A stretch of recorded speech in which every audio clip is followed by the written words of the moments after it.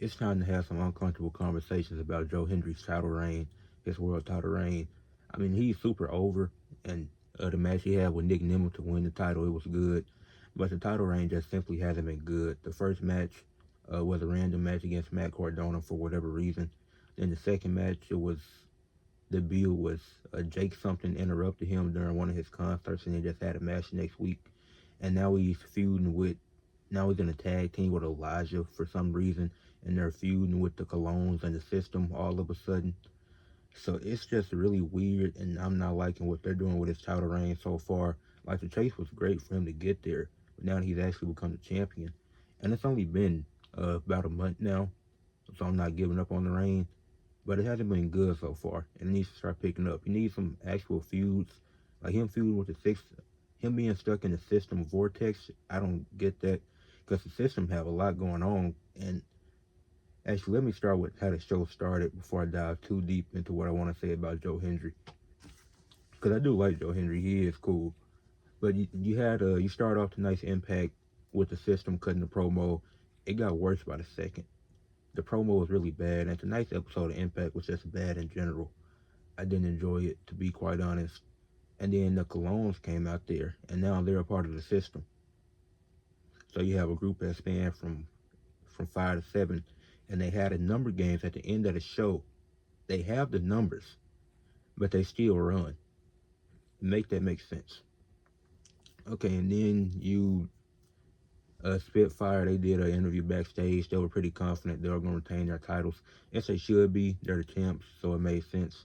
They're, the Spitfire is pretty good at promos, and Spitfire and the Elegance brand, their storyline has been pretty fun. I've enjoyed that.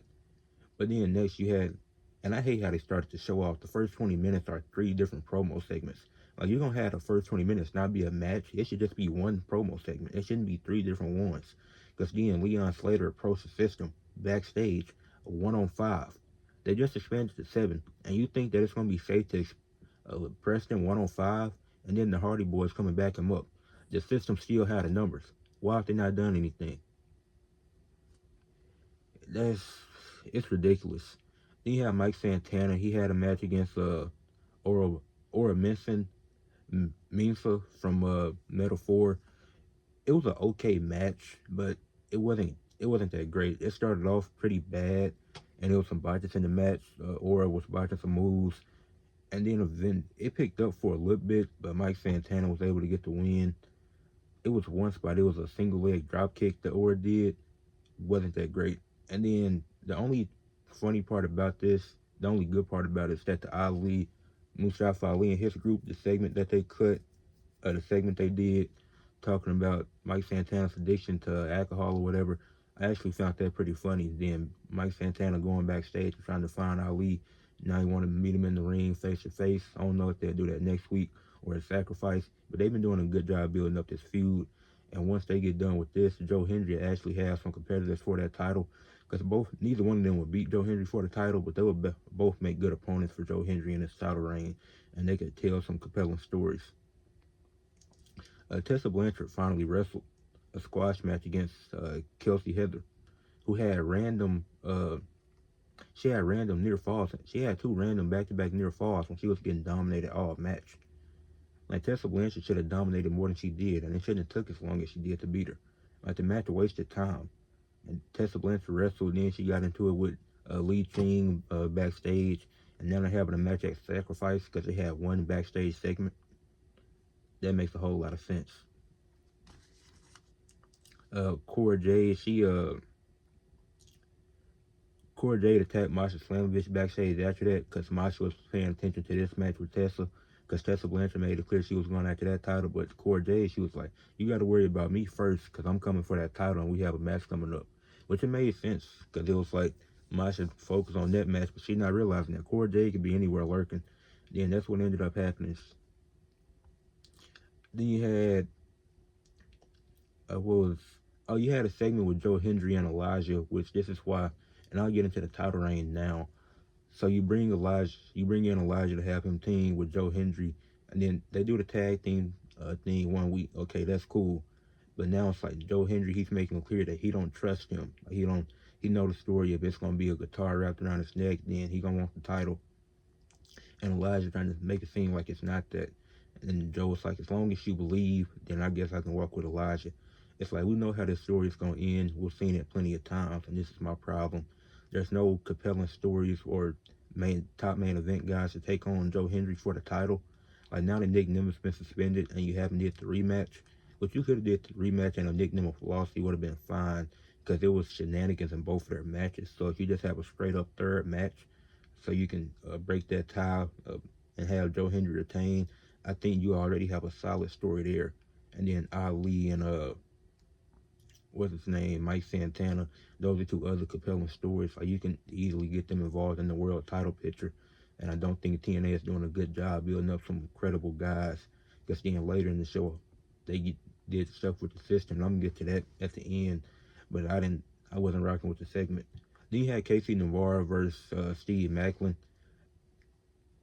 This match was bad, and it's not even because of the in-ring work, but it's because of the logic behind it. It's like, okay, Steve Macklin is gonna win, but why did the Northern Armory and Eric Young come out there if they weren't gonna get involved? Like you had Casey DeVar and AJ Francis confused with them being out there. It's like, shouldn't they know the context of them wanting to make Steve Macklin lose? So, but at the end, but then again, they've never had, well, not recently, they haven't had uh, run-ins with the Northern Armory and Eric Young and recently, like this past year, or these 2 months, I should say. So Casey Navarro losing the match, it was like you could have gave him the win there because Steve Macklin, he would have lost, but it would have gave momentum to First Class, and I think they needed it right now because they've been losing a lot lately. So it was interesting. It was an interesting decision to let Steve Macklin get the win, despite the fact that the commentators wanted to play it like it was a 5-on-1, even though First Class was confused with Northern Army and Eric Young being out there. You had Spitfire versus the Elegance brand. For some reason, I just wrote E in my notes. I ain't even write Elegance all the way out. But it was a solid match. And then the stipulation was that whoever lost had to be the personal consigliere of the losers. No, of the winners. And then Spitfire, they ended up retaining, like I said, in a solid match. So then Ash and Heather, they had to be the personal consigliere for Spitfire, so they got to carry their bags, walk their dog. It's funny. I love the way they built up their feud, and then they showed some of the stuff they was doing later in the night. So that was one of the few positives of the show. Like it took about an hour to get here where we actually had some positives and stuff actually made sense because the legal woman wasn't, they got the pin in their first match. She wasn't legal, which led to the rematch. So they did a great job building this up.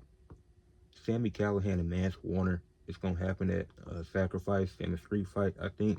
But they should have been the match to begin with. I don't know why it was a normal match on a random Impact, and it was like it didn't make sense. You just put this match on Impact for no reason really for it to end in a DQ. Like the match barely lasted. Like Sami Callihan got a chair immediately.